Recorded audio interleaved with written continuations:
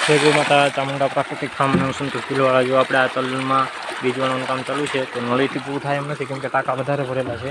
100 ટાંકા હતા અને ખાલી 9 જ કાઢ્યા હતા, બરાબર. એટલે જો આ રીતે બધું ગૌકૃપા બધું એક સાથે નાખી દેવાનું છે આપણે, કેમ કે તલને આપણે હજી પાછું બીજું પાણી મહિનાથી પછી જ્યારે તલ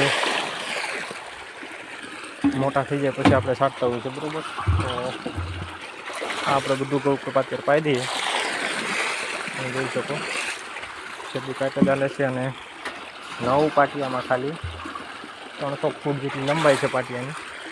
9 પાટિયામાં 6 ટાંકા ખાલી કરવા હતા, એટલે થાય એમ હતું નહીં.